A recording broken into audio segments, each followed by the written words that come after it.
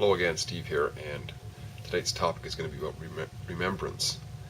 And I think that it's important for a number of reasons. One is that, well, we're going to be having a coffee chat about it in a little over a week, and it's going to be what's called Remembrance Day in many places in the world, to do with remembering the war heroes, right?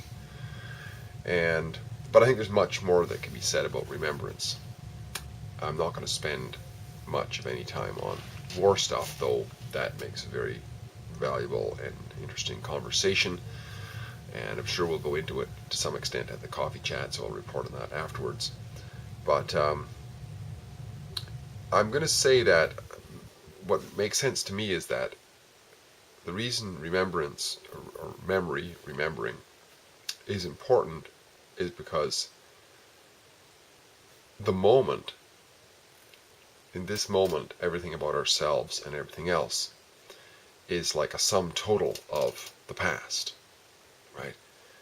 The past adds up to the now. And so when we realize that, if we want to know something about ourselves now, we have to incorporate looking at the past, right? Because in order to relate to anything, we have to involve remembrance. For example, in order to know that there was something was a bad behavior, we must have some sort of an idea of what a good behavior is. That makes sense to me anyways. And the reference, good examples of it, we look to the past to see it in ourselves, to see it in others, to see it in virtuous people, and so on.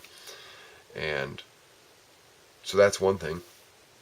And of course, very important, if we just look at it and do nothing else, well, I don't know the value, but if we can learn from it, so we can learn from the past. So if we see the difference, what is a good action? What is good action? Well, looking at the past to see examples of bad action, and then contrast that to good action.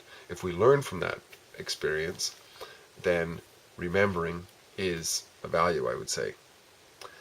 And also, I think that in order for us to project into the future planning and so on, we involve the past, right? We involve what we've learned, our skills.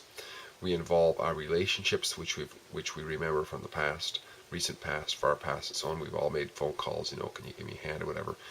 And that's the result of bringing the past into the now, I would say. And the whole relational thing, I think sometimes of building a house, and it's all what we learned before, what was made before. The materials weren't made today, they were made a while ago, tools and so on, the planning. It's a process of jumping in our mind back. What did we do yesterday so that we can know what to do today, so we can plan for tomorrow, and so on. It's all massive. I mean, a lot of people say we just got to live in the moment, but to me the moment includes the past, because the moment is the result of all of that went before.